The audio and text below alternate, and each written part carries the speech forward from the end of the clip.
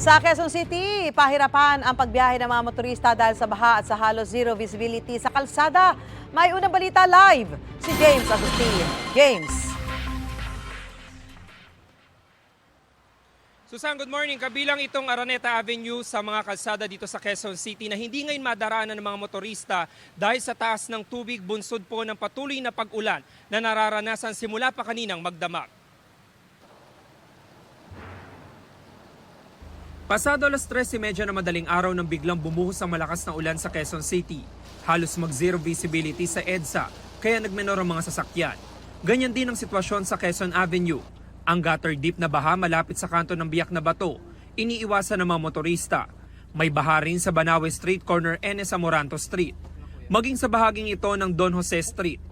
Hindi naman makadaan ng light vehicle sa NS Amoranto Street patagos ng Araneta Avenue. Ang isang truck at motorsiklo bumuelta na lang. Hindi naman alintana ng isang motorcycle rider ang baha. Pero sa kalagitnaan ng hanggang bewang na tubig, tumirik ang motorsiklo. Itinulak na lang niya ang kanyang motorsiklo. Baha rin sa bahaging ito ng Santo Domingo Avenue. Ang isang motorcycle rider sinubukang makatawid pero hindi kinaya. Maraming motorista ang napagbuelta na lang. Babalik na lang ako siguro. Kasi malalim na po yung tubig dyan. Yung dalawa nga po, ayan. Paano kayo papasok, sir, sa trabaho? Siguro magte-text na lang po ako sa sa amo ko. Magte-text na lang po na hindi po ako makakapasok. Naghahanap na ako ng kung saan may mataas na area eh. Paano po yan ngayon? Tilang ko lang kasi alas 6 pa naman ang pasok ko. Makalusot lang ako sa baha, okay na yun. Bumaha rin sa Don Manuel Agregado Street. Ang isang kotse itinulak para maialis sa lugar. Mataas din ang tubig sa Quezon Avenue corner Victory Avenue. Ang isang babae sinungang abot tuhod na baha kasama ang dalawang bata.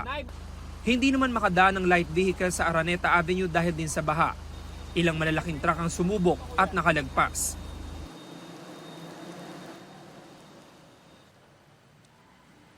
Susan, sa mga oras na ito ay patuloy yung pagtaas ng tubig sa bahaging ito ng Araneta Avenue. Ito po yung kalsada na patungo doon sa area ng Maria Clara Street. At kung nakikita nyo yung mga residente dito, abot bewang yung taas ng tubig na kanilang sinusuong. Pero doon sa bandang gitna daw, ilampas tao na. Kanina nakita natin na nakakadaan pa dito yung mga truck pero ngayon po ay wala na talagang dumaraan dito. At sa pagtaas ng tubig, kasama nung baha rito, yung samot-saring basura na nakikita natin. At bukod dito sa bagito ng Araneta Avenue, doon sa kabilang side naman na patungo sa E. Rodriguez Avenue, hindi rin makadaan yung mga light vehicles. Yan muna yung latest mula rito sa Quezon City. Ako po si James Agustin para sa GMA Integrated News. Mga kapuso, para una ka sa mga balita, mag-subscribe sa GMA Integrated News sa YouTube. Sa mga kapuso abroad, subaybayan niyo po kami sa GMA Pinoy TV at sa www.gmanews.tv.